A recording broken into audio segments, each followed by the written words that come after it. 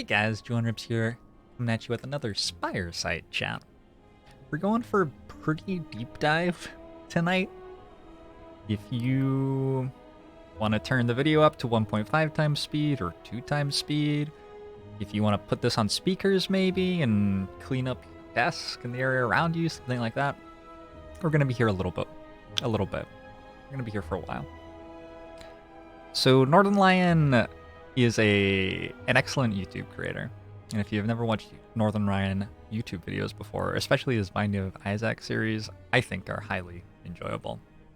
And I have spent a few evenings just binge watching Northern Lion while relaxing and doing my own thing. He played XCOM. I'm not sure if he does anymore, but when I started streaming, it was with XCOM, and Northern Lion was an established YouTuber for the game. And when I moved over to playing Slay the Spire, Northern Lion moved over to making YouTube content for Slay the Spire at about the same time. So I've actually been in the same game space as Northern Lion for 2 or 3 years at this point. And in that time, sort of the joke has been that Northern Lion is not super great at the games, and I've had quite a lot of people be like, hey, you should give Northern Lion tutorials and stuff like that. I don't think that's what Northern Lion really wants. I think he's about enjoying the games and telling fun stories and funny jokes and just creating really fun YouTube content, and I think that's really cool. I have absolutely no problem with that, and it's weird to me when people come to me and are like, hey, you should make Northern Lion like you are, because Northern Lion's like Northern Lion is, and that is great. Something that Northern Lion just did, I think, is sort of a joke. He posted that he thought it would be funny if he pretended to be like a professional Magic or Hearthstone player who actually knew stuff about card games and rated all of the different Ironclad cards. And I thought that was pretty cool, and I enjoyed the video. I think it's sort of funny to see Northern Lion doing what he usually does, coming and taking the approach of like the super hyper competitive sort of gamer. And I wanted to respond to the video. He asked for like constructive criticism in YouTube comments, but I wanted to respond to the video more with how I would think about going about that project, because a lot of people ask me for like ratings of cards or tier lists of cards or what are your top 5 cards and stuff like that, and that seems to be a default way that people think you're meant to approach thinking about these sorts of card games. And I think that the approach is just bad. I don't think it's a useful approach at all. To use an example that's probably going to come up several times in this video, if you were to go to a chef and their job was cooking food very, very well, I don't think you'd get very much value out of asking them what their top 3 ingredients were, for example. Or giving them a list of all of the ingredients in a grocery store and asking them to rate them. Like, order these by tier. Give me a 0 through 10 out of 10 for white rice and also bananas. Like, I just don't think you'd get very much from an established and professional chef if you ask them to do that. What you're gonna get really interesting knowledge out of doing is asking them like, hey, which ingredients do you think are vital to really make guacamole pop? I want to make guacamole. What's something that I might be missing, maybe, that you have learned over your experience as a chef really, really helps to give it that special element? Or you might ask them, I'm trying to pair quinoa with a fish. I'm trying to make a dish with quinoa and fish. And looking at the store right now, there are 3 different options. Which fish do you think would go best with this quinoa that I've got? And while we're at it, do you have a recommendation maybe for like a vegetable or a wine that would really complement these tastes? These are questions that you might ask someone who's a professional chef and get really valuable responses about. They could not only give you their personal opinion about what was best, but they could also explain why Like, the salty taste of this thing is going to match really interestingly with the sweet taste of this other thing. Or this ingredient's going to give you some heat in your mouth after you've finished chewing and swallowing, and that heat is going to really interact in an interesting way with this wine that I'm going to suggest that you pair with the meal. And I would love it so much. And I don't want to, like... I get asked the same questions over and over again because I stream on Twitch for like 6+ hours a day. And I would really love if people asked me questions like that about Slay the Spire more often, because I think I could say a lot of really interesting things. But instead I get asked like 20 hours a day, what are your top 3 cards? And I don't know.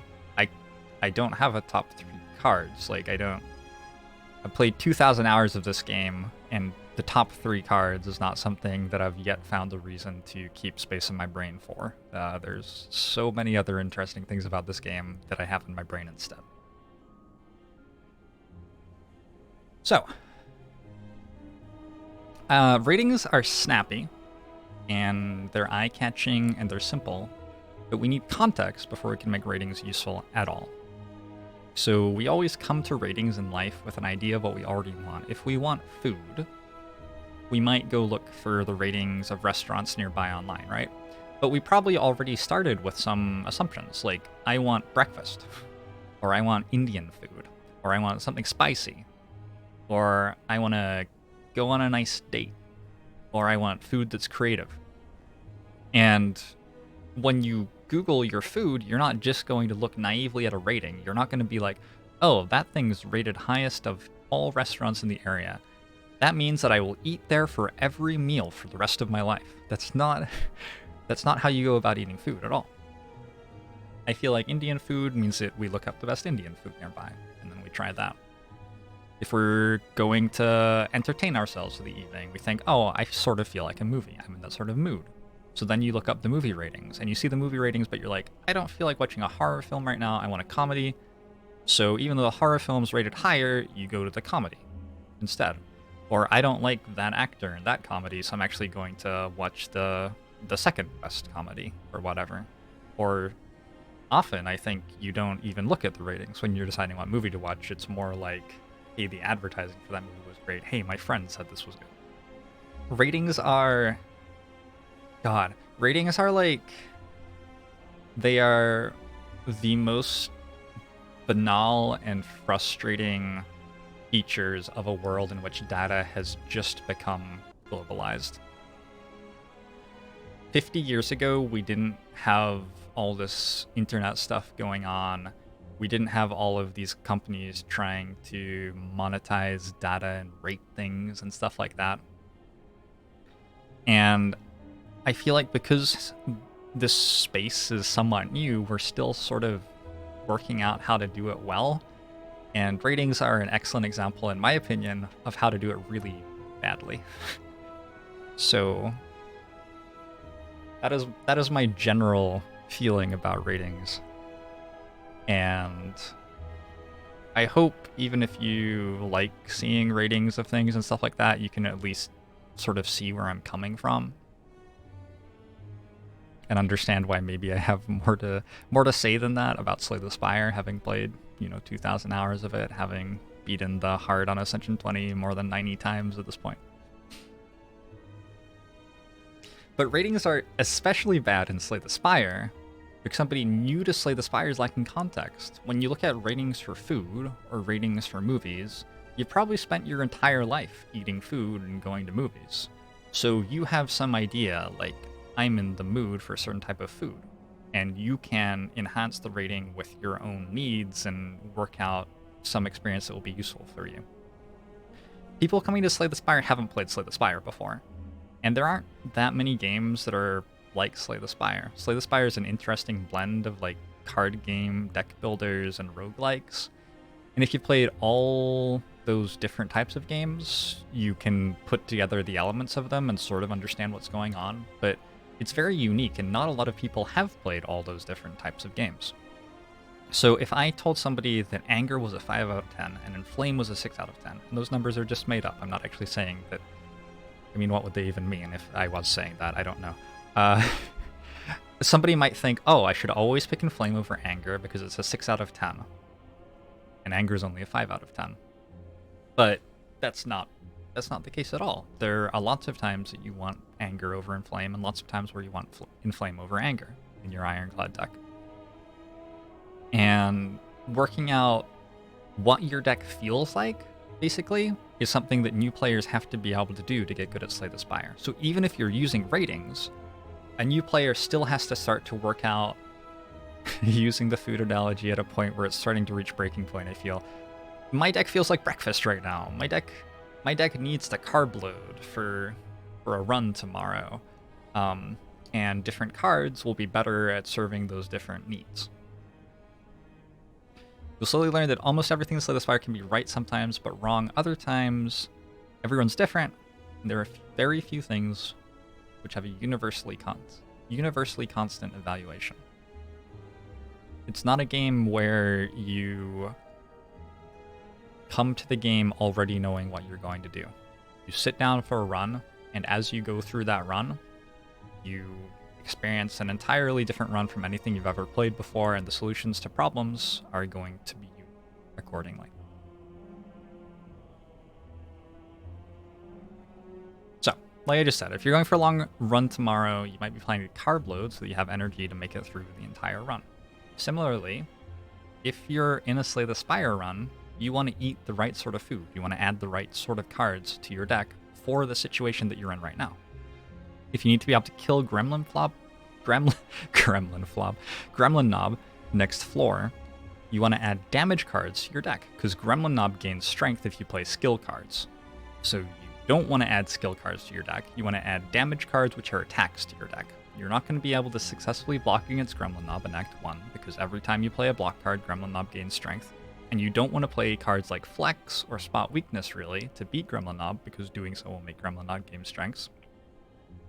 So the cards that you want really early to be good at killing Gremlin Knob are the cards which are attacks which deal a lot of damage to a single target. Simple. Now, once you have a deck that has these cards which deal damage to a single target, you then have to take that deck, which is good at doing that thing, and work out how to do something for the next floor. So if later on in the act you see that you're fighting the Slime Boss, you'll know Slime Boss is a boss who splits into lots of enemies, and so area of effect damage cards can be quite good against Slime Boss. And so, seeing that, you might plan ahead and be like, hey, instead of taking this Carnage, which would be slightly better against Gremlin Knob maybe, I'm going to take a Whirlwind and upgrade it, because that card will also be good enough against Gremlin Knob, even though it's not as good, but it will be better against Slime Boss.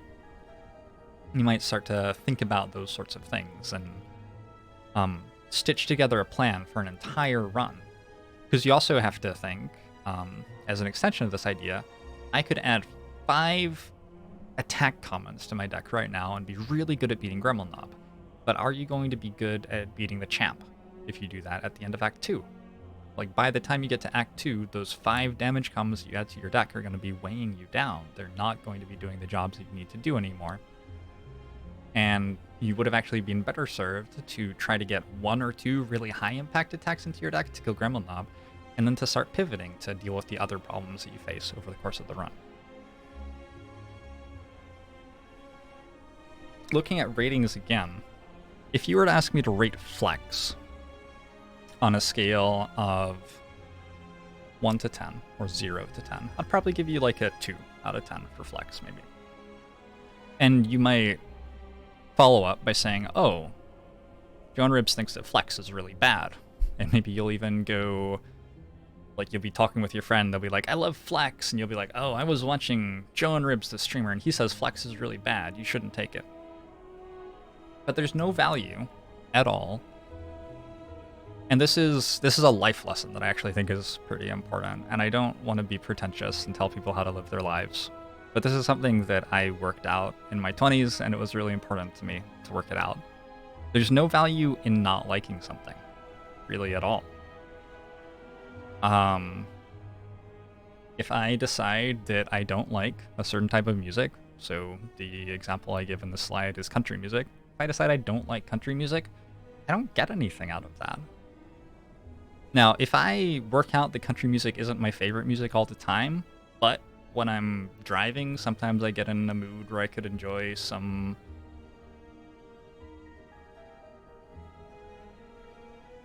God, I can't even name a country group right now. I don't like country music all that much. But if I work out that I enjoy a couple of songs and like listening to them while I'm driving, maybe one of my friends and I really get into them and sing along or something, and it's just like some chemistry that I have with that person and that activity, and it works for me. That is value that I created in my life. That's enjoyment that I wouldn't have been getting from something else. And on top of that, it's an entire extra genre of music I can explore and enjoy. There are so many different country songs. Even if, on average, I think a country song's 2 out of 10, there are so many that, you know, some of them are probably a 5 out of 10 for me, and a 5 out of 10 in a situation where I want that thing could be the best choice. It's pretty reasonable. So in Slay the Spire, you have the same thing. I would say that Flex is maybe a 2 out of 10 or something. Again, I don't even know what that number means. It doesn't make sense to me to say that. I don't understand what it would be for Flex to be a 2 out of 10. But I might say that it was a 2 out of 10, because I definitely don't think it's an incredible card that I want all the time. But I don't spend time thinking about whether Flex is a 2 out of 10 or a 3 out of 10. That is a waste of my brain space. That isn't going to make me better at the game to spend a lot of time thinking about that. What I spend time thinking about is which situations is Flex the right pick in? Which situations is it like very good in? And also which situations is it worth picking up, even if it's like sort of borderline? And so I can tell you, if you ask me how good Flex is, that Flex is quite good when you have a lot of draw cards and a few strength scaling attacks, but you don't have enough energy to use all of the attacks that you draw with your draw cards every turn. Flex is going to amplify your damage by quite a lot in that scenario, if you're having that come up consistently enough. Ironclad doesn't have that much card draw, but I think if you look at speedruns for Ironclad, actually, because the nature of speedruns for Ironclad is that you get the fastest run when that happens, you see the sort of situation where that could happen. It's a run where you get a lot of events that remove cards early, and you get like an offering or two, and you get a Whirlwind plus or two, and maybe you get a Necronomicon. In that situation, Flex is very, very good. And there are lots of situations which are sort of like having those attributes, but not as extreme, where Flex is also pretty okay because of the same reasons. Similarly, if I have a Runic Pyramid and only 3 energy, often I'm going to have cards stuck in my hand because my cards don't discard at the end of turn, so I'll like end the turn with 7 out of 10 max hand size and only draw 3 cards the next turn. In that situation, if I'm running into that a lot, I will absolutely be taking a Flex at the beginning of Act 2, because it's a 0 energy card which does something, and there's relatively little cost to me adding it to my deck at that point, because I'm going to be replacing it the next turn. I'm going to draw an extra card I wouldn't have drawn. So in that situation, Flex is pretty nice. And it's nice also with Runic Pyramid, because Flex lets you gain strength for 1 turn, while Runic Pyramid lets you set up whichever cards you want to play every turn, because you retain cards every hand. So I can wait with Flex and Limit Break and Sword Boomerang and put together a turn which is all about gaining strength and dealing a lot of damage with its strength scaling attack. Flex is good if I have a Limit Break in my deck, but no other source of strength. This is actually a thing that comes up quite often in Act 2, believe it or not. If you want to beat Champ with Ironclad, often you end up needing some sort of scaling, and you may not have access to that scaling yet, and Limit Break may be the scaling offered to you, but if you don't have a Strength or Steroid Potion and don't have an Inflame or Spot Weakness, it can be really hard to work out how you're going to make Limit Break start making you Strength, because it doubles your Strength, but twice 0 is nothing. And so Flex can be a pickup in that situation, and it can sometimes be the only card shown to you that could possibly win you the run. So by recognizing this, we've gone to from saying that this card is a 2 out of 10, whatever that means, to me actually saying this card has, in my experience, been the only card offered to me that could possibly win me a run of Slay the Spire. So is the card bad, or are we just thinking about it in the wrong way to work out how to utilize it? I think it's a lot better to think about situations where things can be good and spend a lot of time working that out than it is to just generically come up with some idea about how good they are. I think I've talked about this a bit, but I'll revisit. So we're taking the last floor's deck and applying it to the next floor's problem, Slay the Spire. And I talked about how I was going to kill Gremlin Knob, and then with the deck which I had, which killed Gremlin Knob, I needed to take that deck and adapt it to other situations later on. I want to reiterate, though, that what this means is that a card that's good on this floor might be bad 5 floors from now. A card that was bad on floor 1 might be the best card you could possibly see on floor 28. What deck you have, what relics you have, what potions you have, what enemy you're about to face, all of this adds up to create a unique environment where some cards are really good and some cards are really bad. And this is what's beautiful about this game. This is why I'm still playing the game. This is why the game is so addictive and so enjoyable. So, having sort of laid the groundwork, I am now going to go into my ratings. I'm gonna make these for a little bit. My ratings of Ironclad cards. And I don't have a list of all the Ironclad cards here. And I don't have any numbers here.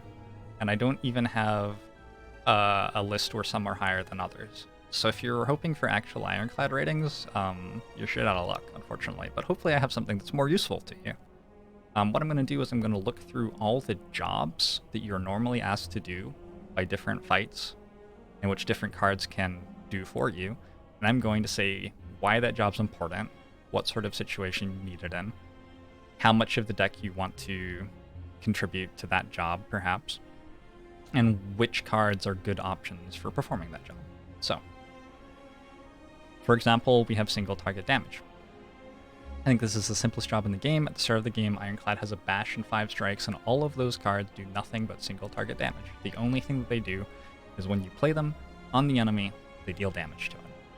Bash, I guess, sort of has an element of scaling, because it makes the enemy vulnerable too, so later attacks will deal more damage to it for a little bit. But for the most part, these cards are just single target damage. Single target damage is important to be able to kill enemies, but it isn't adequate to be able to kill enemies for the entire run. So usually in a run of Slay the Spire, you start out leaning on your single target damage to get you over the next hurdle, to get you to the next floor for a while. And probably because there are so many commons which deal single target damage, and it's such a straightforward solution to fights, and it's already what you're good at doing at the start of the game, probably you're going to make your deck better at dealing single target damage at the start of a run. The problem is, you can't kill Act 3 bosses very commonly by dealing single target damage to them alone. You have to get scaling damage against them, you have to block against them, stuff like that. And so in a run of Slay the Spire, at the start of a run, you generally make your deck better at dealing single target damage. And then as the run goes on, you try to add cards which aren't about single target damage anymore, so that the cards that you added which are about single target damage start to become a smaller and smaller part of your deck as you add more and more other cards. This is something that doesn't get asked of me as much, is about like deck sizes. I feel like people are starting to understand a little bit better that concept, but generally the point of adding more cards to your deck is to change its composition, make it do something differently.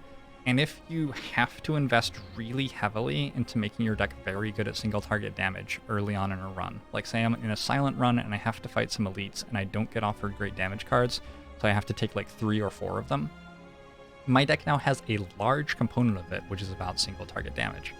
But in order to beat like the Act 2 boss, for example, I need it to be able to block and I need it to be able to scale. And so in Act 2, I have to add a lot of cards for blocking and scaling to my deck. And I can end up being required to build a pretty large deck.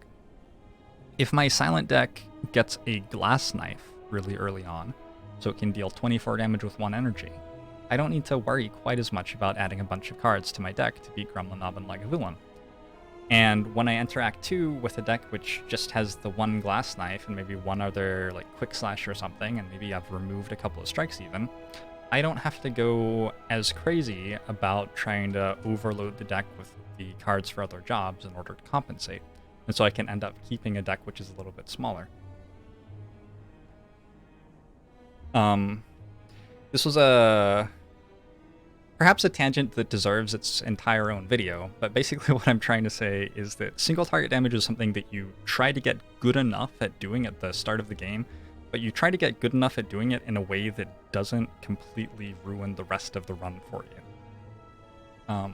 Quick Slash is a card which deals single target damage for silent, but it also draws a card, which can be useful later. For Ironclad, Pommel Strike does that. For Ironclad, Anger can be a card which is a scaling engine later on in the run. Against the Act 2 boss, you could pair Anger and Strength Gain and Card Draw to actually have a pretty strong scaling engine. For Ironclad, Fiendfire is a card that synergizes very well with Feel No Pain and Juggernaut and Card Draw, so you're never really too upset about adding a Fiendfire to your deck to get single target damage into it, because it synergizes with so many other things. Okay. So anyway, for single target damage, some good Ironclad options are Fiendfire, Immolate, which is actually an area of effect card, but it's so good at being an area of effect card that it's actually good at single target damage as well. Immolate's ridiculous. The number on it's like 3 higher than it should be. I don't know. Carnage is very good single target damage. Uppercut, Hemokinesis, Anger, Perfected Strike, Twin Strike, Pommel Strike, all of these cards deal single target damage. Now, what I'm not saying is that those are good cards. Most of those cards are pretty bad in Act 3. What I am saying is that when your deck needs to do single target damage, these are cards you should be looking to. Job number 2, Area of Effect damage. Area of Effect damage is a sort of a subcategory of damage which isn't a super big deal, especially for Ironclad, because Ironclad can deal single target damage so well that sometimes you can just get through fights with lots of enemies by killing them one at a time, and you don't mind that much actually. However, especially once the difficulty of the game cranks up really high and you get to like Ascension 20 and all this stuff, fighting against a Slime Boss or Gremlin Leader or Reptomancer, these fights in particular demand that you have AoE pretty heavily, and if you don't, you're going to struggle a bit. So usually what I'm trying to do with area of effect damage over the course of a run with Ironclad is I don't care about it much at all in Act 1. If I'm fighting Slime Boss and I don't have like a damage potion or a Combust Plus to get a good split with or something like that, area of effect damage goes up pretty highly in my eyes. And in that situation, Combust is actually probably the best possible area of effect card because it's also scaling, and scaling cards tend to be the ones that you want to solve boss fights with. So I actually put Combust first on my list of options for area of effect, which is like, I think most people who I talk to who are coming to the game look at Combust and think that it's a pretty bad card. But in my experience, Combust is the area of effect card that I'm most excited to add to my deck in Act 1. So, there you go. If I don't have area of effect covered yet at the end of Act 1, I'm going to start looking pretty hard to pick up some way to make sure I can beat Gremlin Leader. Now, if I can already beat Gremlin Leader some other way, like if I have a Necronomicon and a Bludgeon, and all I have to do is vulnerable to Gremlin Leader and then click on it with the Bludgeon and it dies, it doesn't matter nearly as much for me to have area of effect damage, right?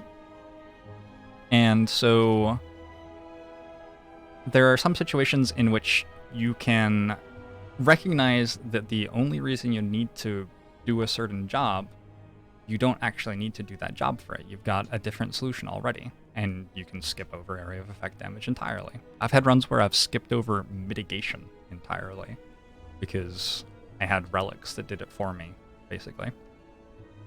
I feel like the Perfected Strike run that I have, the Heart Kill that I uploaded on YouTube recently, was a pretty good example of that.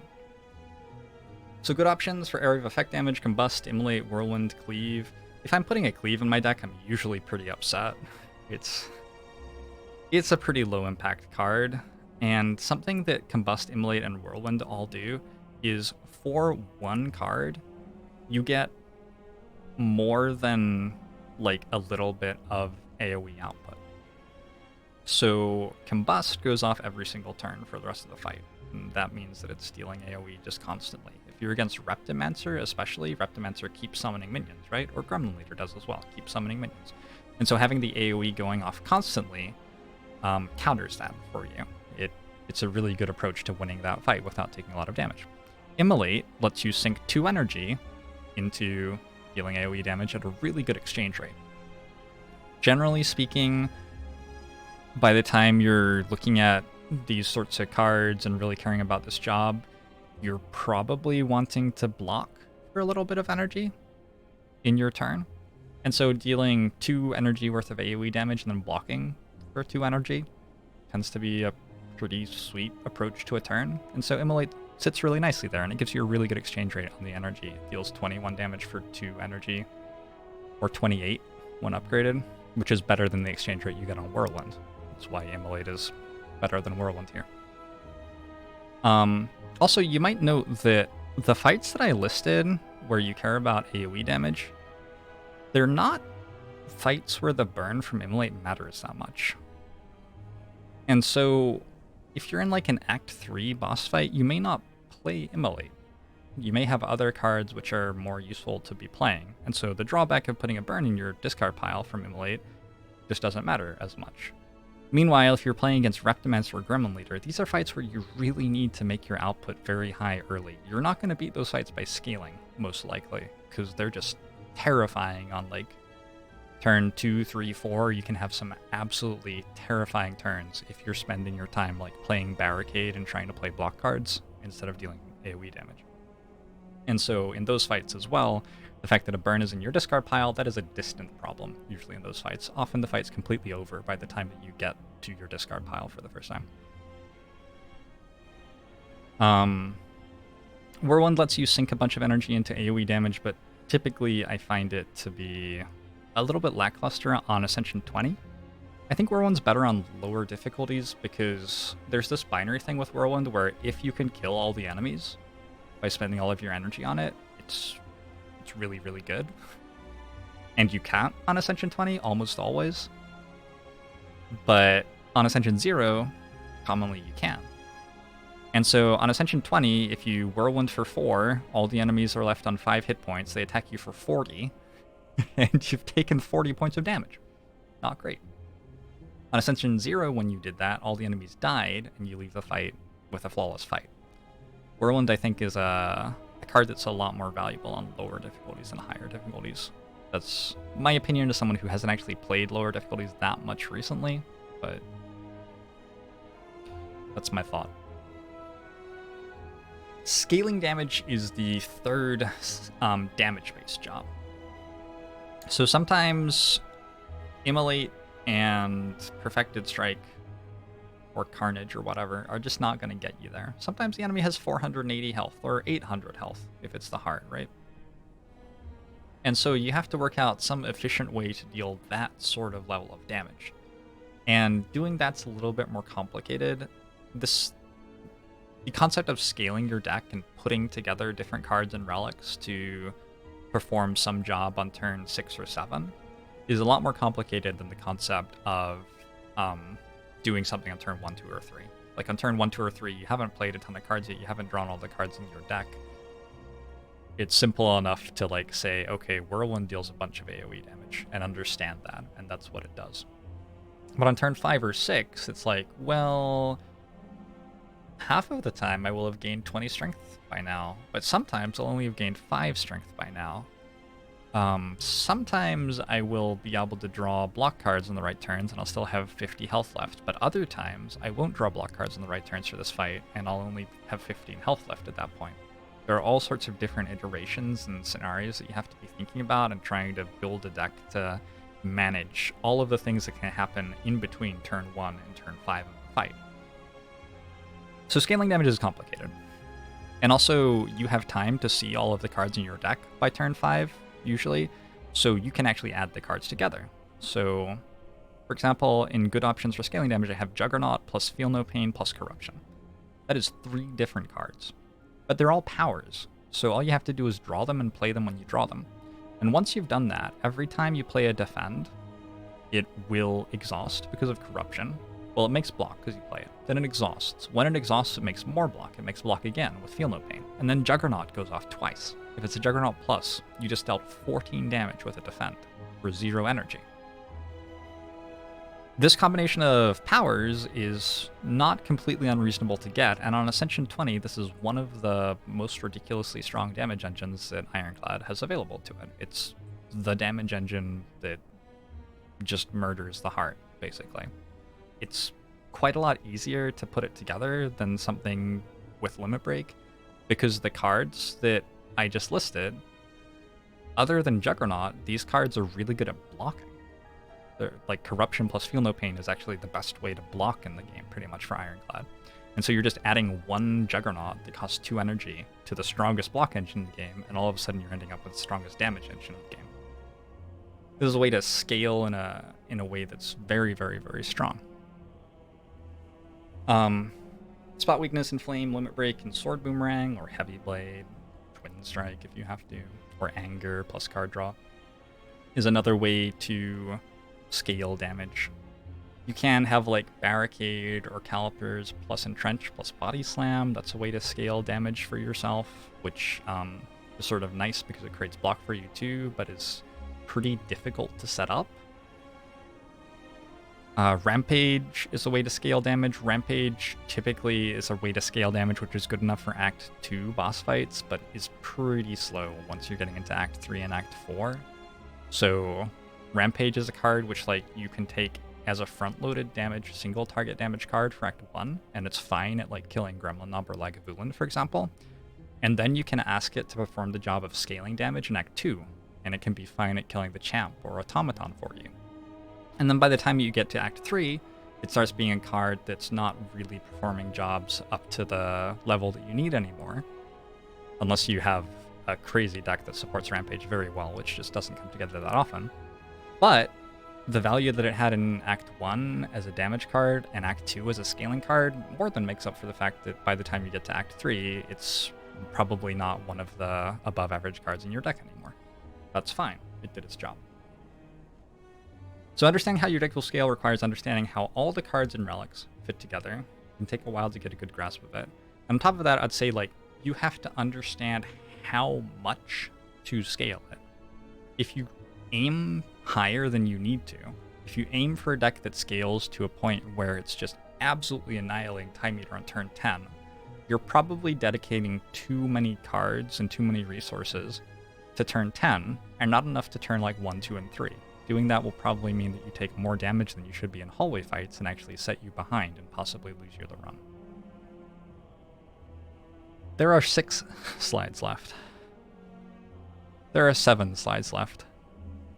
My voice is starting to go. All right. Next job, single target mitigation.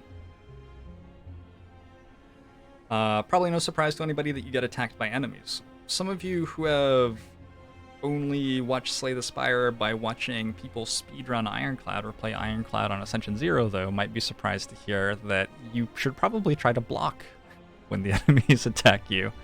It sounds straightforward enough, right? But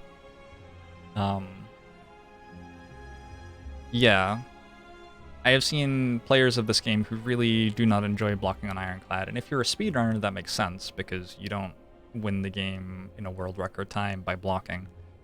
But if you're not a speedrunner and you're not trying to block in most of your Ironclad runs, you're probably making a mistake. So filling your deck with enough mitigation to beat fights without taking too much damage sets you up to take challenging paths through acts. Mitigation's really interesting. It can be really, really, really difficult to work out when you're switching from a deck which tries to kill the enemies before they deal too much damage to it, into a deck which tries to block the incoming damage from the enemies and doesn't care quite as much how quickly it kills them. The modes, sort of a lot of Slay the Spire runs are use your Bash and 5 strikes and lean on those and add more cards to make them stronger doing what they do to get through fights early. Then start adding cards like Shrug It Off and Flame Barrier and Impervious and Feel No Pain and Metallicize to your deck, and Shockwave and Disarm. And you try to pivot to a point where when you start running into like 80 health enemies and your attacks just aren't quite killing them before they deal a bunch of damage to you, that's the moment that you want to start being able to spend 3 energy a turn on blocking on the turns where they make their large attacks. And as you go through Act 2, there's that moment where, oh, my attacks don't kill this fast enough anymore. It is time to really make sure that I'm leaning on these block cards that I probably started picking up. That is meant to be capitalized. I'm sorry. That was bugging me. I probably started picking up block cards like halfway through Act 1 after I beat Gremlin Knob, maybe, right? Because Gremlin Knob is an enemy who we want to have attack cards which deal single target damage against, so we beat Gremlin Knob. Once we beat an elite, we know that the next elite in the act isn't going to be that elite again, so all of a sudden it's like, alright, time to add Shrug It Off and Flame Barrier and Disarm and Impervious, as many of those as we see. And the deck expands with single target damage, and then it has to expand with a different section, like tumors growing out of your deck, of block cards to balance for the new challenge that Act 2 is presenting. So good options for single target mitigation: Impervious, Disarm, Feel No Pain, Flame Barrier, Metallicize, Shrug It Off, True Grit, Power Through, Uppercut plus Clothesline. I sort of ordered these in the order that I think of them in terms of their ability to do this.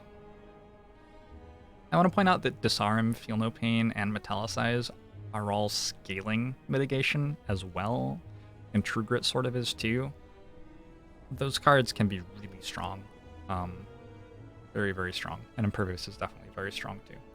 But usually, in an Ascension 20 Slay the Spire run, it's not like you get to pick. Like, usually you only get offered a few of these in the time period that you have to get your deck good at this job, and so you work with what you get offered. And having like a rating system of them isn't all that useful when the fact is, like, between floors 10 and 20, you're probably going to be wanting to take a lot of these, and you're probably going to want to go from there. Area of Effect mitigation is really interesting in this game. Piercing Wail, Area of Effect mitigates, and mitigates extra against multi-attack enemies for Silent, and it's one of the best cards in the game because of that. Defect has Chill, which does this. Ironclad has Shockwave, Intimidate, and Reaper, sort of. Reaper heals you, which is sort of comparable to mitigation. Really, Reaper should be doing a different job, but I didn't bother making a sustained job. Anytime that I boil my knowledge of Slay the Spire down into 16 slides, I'm going to be leaving stuff out, right? And so you're getting a somewhat simplified version of all this, but yeah, we can put Reaper here because it's good at keeping you alive in fights where there are lots of enemies, I guess. Shockwave, I think, is one of the most important Ironclad cards for getting through Act 2 if you're on 3 energy, which is a very specific thing. Shockwave is generally a pretty strong card. I don't think it's super great in Act 1. Its values are not nearly as good if you're fighting against a single enemy, and the sentries in Act 1 have artifact charges. So against Act 1 elites, Shockwave isn't that incredible. It's not so great against Slime Boss or Guardian or Hexaghost either. Like, okay in all of those places, but not incredible. But Shockwave is really good in Act 2 because Act 2 has Gremlin Leader, it has Tri-Slavers, and it has quite a lot of fights with multiple enemies as well. Act 2 is the place where Area of Effect cards really shine, and if your deck doesn't have enough single target output for Act 2, often adding some Area of Effect cards for Act 2 is how you solve that problem. Now, by the time you get to Act 3, and you're fighting Transient, Writhing Mass, Giant Head, Nemesis, Area of Effect cards are not quite as important in Act 3 as they were in Act 2. And so this is another situation where you'll add some Area of Effect cards for the Act 2, but you don't want to make so much of your deck about Area of Effect that you're running into trouble when you hit Giant Head in Act 3, or fight against Time Eater in Act 3. Against Awakened One, or Donu Deka, it can be fine to have a little bit of Area of Effect, but unless your area of effect against Onodeka is Corpse Explosion, it's not that useful. Usually against Onodeka, the place that you win the fight is when you kill the first one of them, which is best done with single target damage. It's more efficient at killing one of them. And against Awakened one, you get a lot of value out of area of effect for killing the bird cultists at the very start of the fight, but you don't really need more than that. So, again, working out how much of that area of effect your deck needs and looking at how many relics and potions you have and stuff like that, which might make it so that you need less or more, is very important. Scaling mitigation. Scaling mitigation. Just like you can scale damage, you can scale mitigation. You can make it so that you block for more next turn. You can spend some time this turn making it so you block for more next turn. This isn't a game like Magic where you make a land drop every turn. It's not a game like Hearthstone where you get an extra energy to spend next turn, or mana, or whatever it's called in Hearthstone. This is a game where your scaling is created by you actively as you play through a fight. If you want to be doing more on turn 5 than you could do on turn 1, you'd better have played some sort of card that makes that happen, because you don't have more energy by the time that you get there.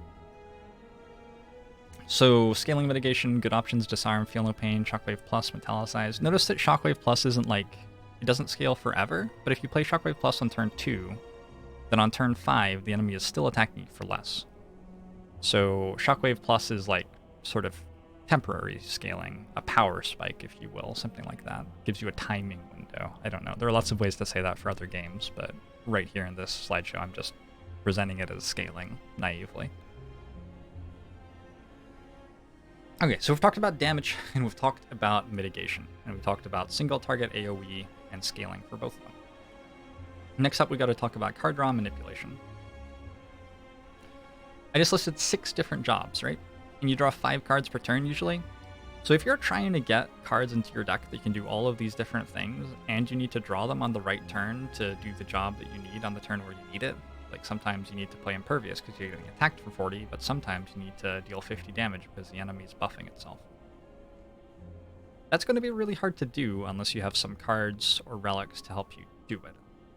And so card draw manipulation is quite important in Slay the Spire, and I think it gets more and more important the higher difficulty you go, because the higher difficulty you go, the more important it is to actually have all these different jobs accounted for throughout a run, because you can't just be like, oh, I'm just going to AoE damage everything, and not bother blocking, not bother single target damaging, not bother scaling.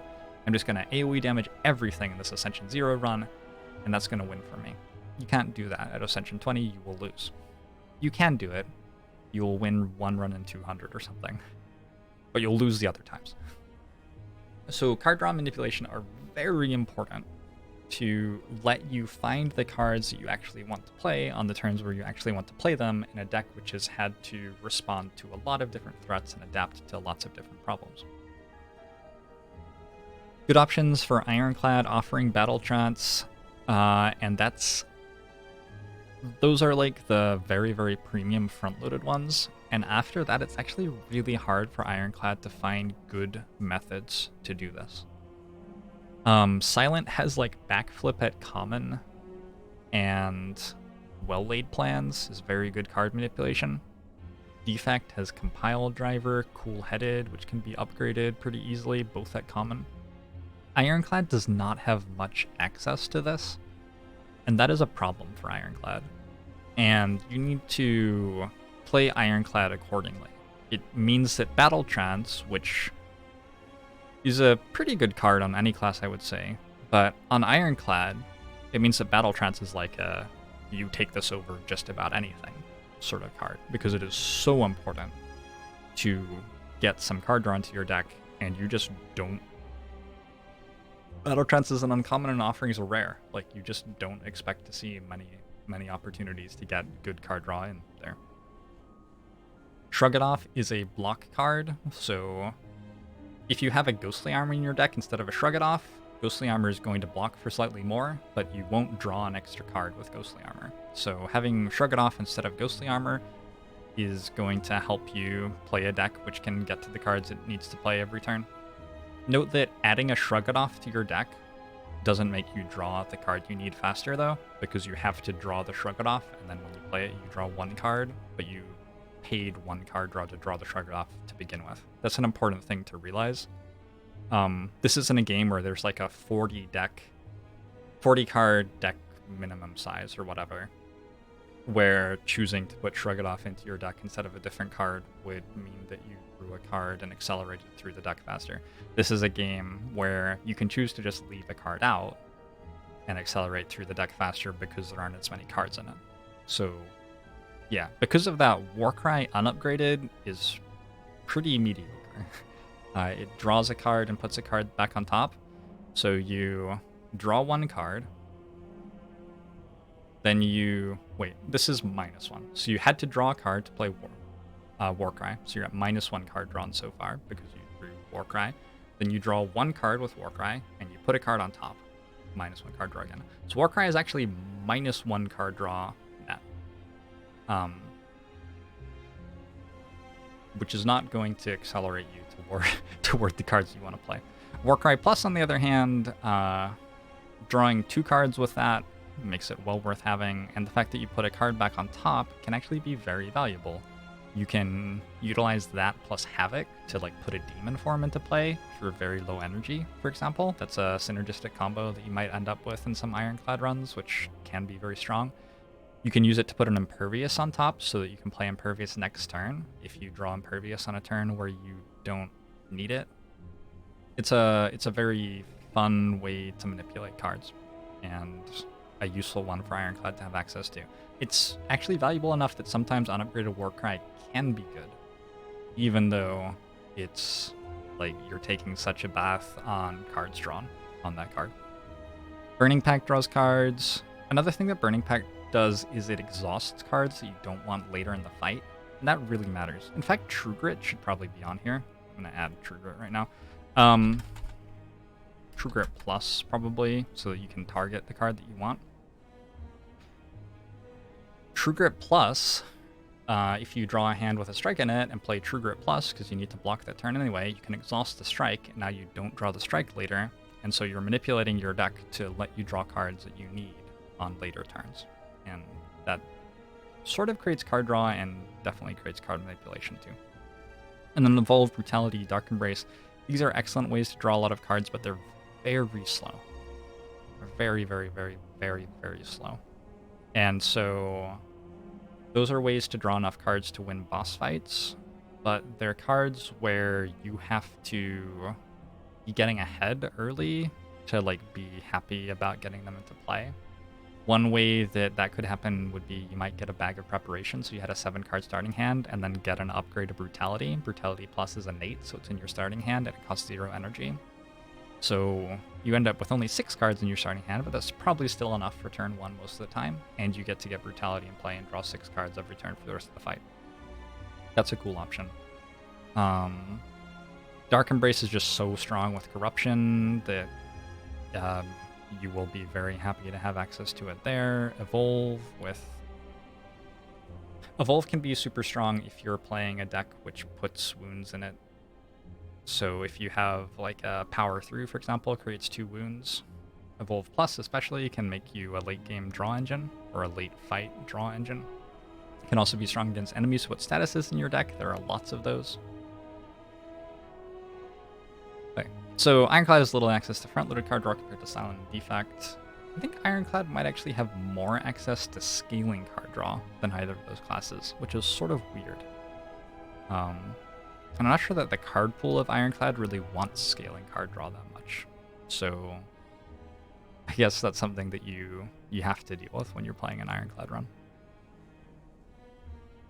The last job I want to talk about is all the other jobs. Cop out. Cop out. So I'm going to call this Miscellaneous Scaling. It's a lot easier to talk about the game on turn 1, 2, and 3 than it is to talk about the game on turn 5, 6, and 7, because so many cards can interact with so many other cards in so many interesting ways, and so many attacks from enemies can interact with cards that you have in interesting ways, and so many relics start going off, and like kunai is scaling, and yada yada yada yada yada yada. So there are tons of reasons that you can come up with that a card that I didn't mention in those previous jobs would be good on turn 5 in your deck. And Often the card won't be good on turn 1, but you can think of a really good reason why it's good on turn 5. And I'd call a card like that Miscellaneous Scaling. And learning all the different combinations of cards and relics which can be put together to turn into something strong on turn 5 is really important. And learning a lot about them is pretty important too. Because let's think about the card Sentinel. Sentinel is a block card for Ironclad, it blocks for 5, and if you exhaust it, you gain 2 energy. A lot of the time, if I'm playing a run with Corruption in it, people ask me why I'm not prioritizing picking up Sentinel. And I would call Sentinel like Miscellaneous Scaling with Corruption. Once Corruption is in play, when I play Sentinel, I get block and I gain energy. And if I have Feel No Pain in play, or Dark Embrace in play, or Juggernaut in play, extra things happen, and that's really cool too. Before I have Corruption in play, Sentinel is likely to just be a basic defend, and that's not a very good card. So you want to make sure that you're adding enough stuff that works together on turn 5 to win the run, right? But you also want to understand how much stuff you need to have to do that, because the more cards like Sentinel that I add to my deck, the worse my turn 1 gets. And you have to play turn 1 as the first turn of every fight. Turn 1 always happens. Turn 5 doesn't actually happen in every fight. Turn 10 doesn't happen in almost any fights, but turn 1 always happens. So if a card isn't good on turn 1, you probably don't want to have a ton of copies of it in your deck. You may not want to have any copies of it in your deck. Similarly, if a card is really, really, really good on turn 1, you probably want multiples of it. And a connection that some people don't make because, again, they're thinking about how cards go together on turn 5 instead of thinking about turn 1, is a card like Electrodynamics, which makes all of your lightning orbs like AoE for defect, or a card like Corruption for Ironclad, which makes all of your skills exhaust, or a card like Well-Laid Plans for Silent, which lets you retain the most important cards of your hand. These are cards which typically on turn 5, you want to have one of those in play, right? You want one Electrodynamics in play to make your lightning orbs AoE. You want one Corruption in play to make your skills exhaust. You want one Well-Laid Plans in play because you only really need to retain 2 cards every turn. It's not that valuable to retain a 3rd and 4th in most decks. Sure. But on turn 2, you also want to have one of those in play in a lot of your decks. And that means that sometimes you want 2 or 3 of them because you have to draw them and play them to get them into play. And if you only have one in a 35 card deck, it's going to be pretty hard to get it in play on turn 2. And a lot of the decks which are centered around Well-Laid Plans or Corruption or Electrodynamics, in a lot of fights, by the time you get to turn 5, the deck is strong enough, it has enough Miscellaneous Scaling, that drawing an extra Corruption or Well-Laid Plans or Electrodynamics when it's not very valuable to you just doesn't hurt you very much, because you're already really strong. So being a judge of what your deck looks like on turn 1, and turn 2, and turn 3, and turn 5, and turn 6, and putting cards into the deck to round it out, to make it strong where it's weak, and maybe sacrifice a little bit of strength where it's strong, can do a lot to win you runs. There's a concept I want to actually touch on here, which I didn't make a slide for, which is, in Slay the Spire at high difficulties, if you lean into a strength of your deck, unless it's a very specific synergistic scaling strength, usually what will happen if you lean into a strength of your deck, and it's not one that's capable of winning the run, is that you'll get through the next few floors okay, and then you'll die. Now, you may need to do that. You may need to lean into front-loaded damage at the start of a run so you can get through Gremlin Knob and whatever. But the way that you usually win a run is you build a deck which is well-rounded, which can do everything. And you need to work out, at some point, I need to stop leaning into the thing that does the one thing that I'm strong at right now in order to start getting good at the other thing that I really need to be able to do to win the run. Most runs that I play are not won by being very, very, very, very good at one thing. They're won by being able to do all the things that the deck needs. Some runs that I win, even on Ascension 20, are won by being very, very good at one thing, but they're quite rare. And I think people are capable of winning runs at Ascension 0 by being very good at doing one thing, and maybe they think that that's the way to win the game because they it's easiest, right? It's easier to get good at doing one thing than it is to build a deck that can do everything in the right proportions. And if you try to build a deck that does everything in the right proportions at Ascension 0 and get it wrong, you will do worse than you would have if you pursued a single-minded strategy, because a single-minded strategy is simple. It's easy for you to execute even if you don't know a ton about the game yet. And there's no reason coming to the game that you should know everything about the game. It's a unique, weird game. Like, why would you know everything about the game? But as you learn more and more about the game, you start to get a point where you can implicate more complicated strategies with a balance of different cards, and you can massively increase your potential to win runs by recognizing how to put the cards together in ways which let you do lots of different things with your deck, which let you answer the questions that you're asked efficiently, even though the questions that you're asked want to be answered efficiently by different cards. Oh, synergies.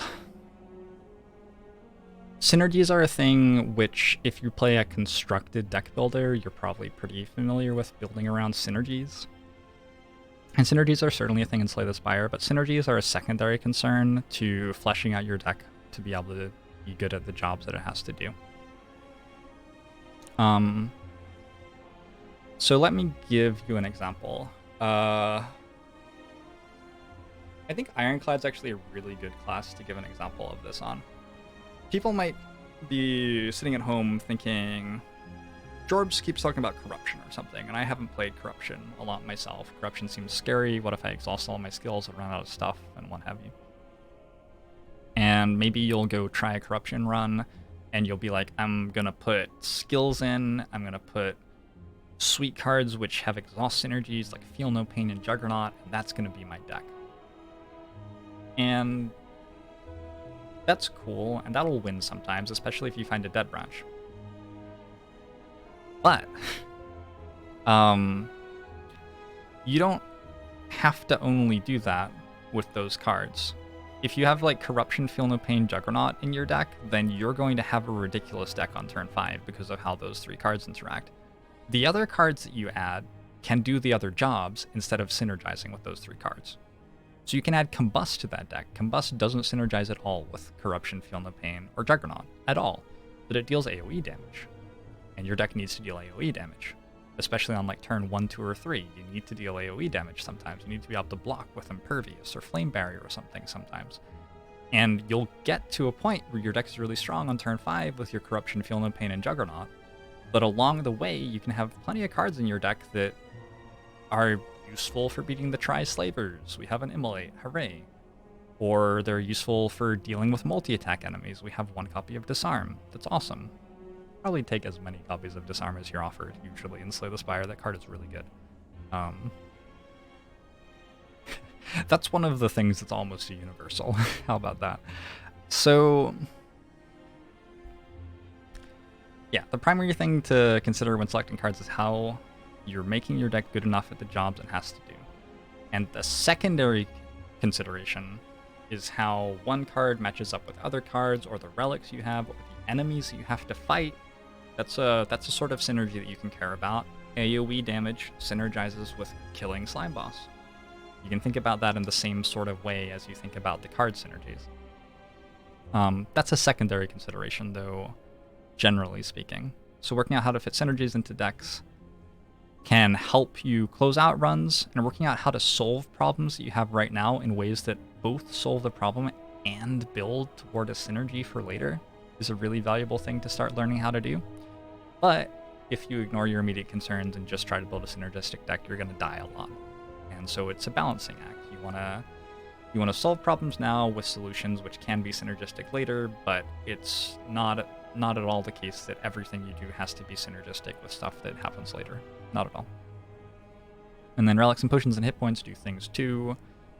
I've been talking mostly about cards, but if you have a relic, like a Mercury Hourglass, that deals AoE damage, so your deck doesn't need to care as much about dealing AoE damage with other methods, because it already has a Mercury Hourglass. Potions and hit points. Potions can round out something that you might suck at, might be scaling, so you might take a strength potion for a boss fight, for example. Hit points, you might not be that great at blocking, but if you have 100 max hit points, you can survive quite a few shots, so that's not so bad. A really important point about relics, and this ties back into the idea that you might have to add a bunch of bad attack commons to get through a lot of elites early on in the run, and you have a deck that's weighted down with attack commons. You don't have to draw relics. So, say I have a run where I have to add a bunch of attack commons to my deck. One way that I can get myself out of that problem, I talked about like adding a bunch of block cards in Act 2, right? I talked about that already. But one other way that I can get out of that problem is if I can get a hold of a bunch of relics, I don't have to draw them. And so the fact that I've got so much space invested on attack cards doesn't matter quite as much because I have my relics on turn 1 of every fight. They're just in the top bar. They're always active. I don't have to draw them at all. It doesn't matter that I have attack cards in the way of them. They're not in the way of them. And attack cards let me kill elites better as well. On top of that, we get to choose what we spend gold on in a run, right? So you can choose to remove cards, or buy cards, or buy relics. Depending on how you've solved things so far, relics may be more valuable because you're not having a deck that's fast enough to draw the impactful cards which you could add. Removing cards could be more valuable because you had a deck which you had to load down with so many cards which dealt front-loaded damage. Or alternately, because you had a deck which got 1 or 2 cards which are so good at dealing front-loaded damage that you want to get rid of the other ones to get more quickly to your cards which are good at blocking. Or just buying impactful cards could be more valuable as well. So it all changes. It all changes all the time. And you have to be aware of what's going on in your run and do the best job you can to pick the right solution for whatever problem it is that's facing you that you hopefully accurately identify. I think we managed to go almost exactly the length of Northernlions' video, which was not exactly my intent, but that's what we did. So I hope you enjoyed this. I'm Joe and Ribs. I'm Jorbs or Steve or Steven. Joe and Ribs means in between Jorbs. It's wordplay. Jorbs means jobs. It's a reference to a Homestar Runner episode from like 20 years ago or something. It's not a very good username. I play Slay the Spire pretty much every day over on Twitch. I release YouTube content here. I just joined F2K, Fade to Karma, this year, so they're hopefully going to help me get the YouTube channel ticking over with some really sweet content and individual runs and stuff like that. Always welcome questions and try to answer them, but don't always do an incredible job of it. Hop in the Discord if you want to say hi to everybody. We have a really sweet Discord community. I try to provide value to a community of people. That's my job. And so if you enjoyed this discussion and you think, oh, like it's really cool to hear analysis about games and I liked his voice or something like that, that's the sort of value that I try to bring to people and what I get paid for. And I do that every day, and you can come enjoy it every day if you'd like. I'd love to have you.